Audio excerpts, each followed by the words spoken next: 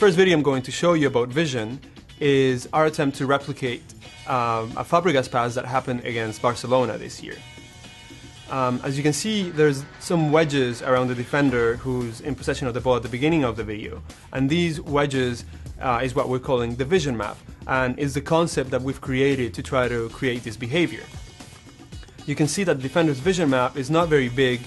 He doesn't have a lot of vision behind him, and he doesn't see all the opportunities that are presented in a play at a given moment.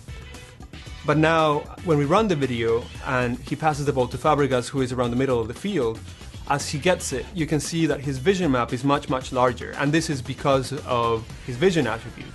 And now this vision map changes on a variety of things.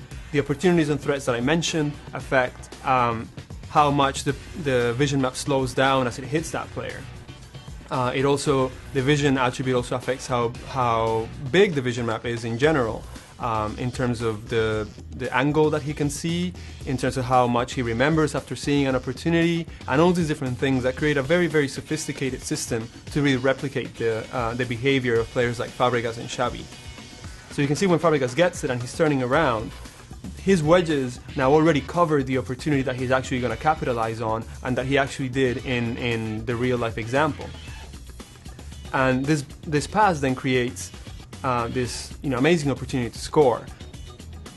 Now, when we run the test again, by keeping all the variables the same, but only substituting Fabregas for another player, in this case it's J.S. Park from Manchester United, you can see that the outcome is going to be different.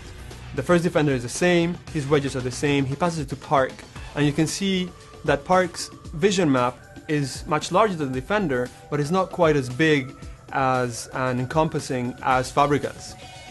Because of this, as he turns, he's not yet ready to make that pass. He hasn't seen that opportunity yet up the field, so he's still considering other things, and eventually he does. You can see that the vision map eventually gets to that place of the field, but now it's too late. He takes 2 touches on the ball, as it takes time for him to see the whole play develop, and when he plays the pass, the defender is actually the one that ends up with the ball, because the attacker has now given up on it.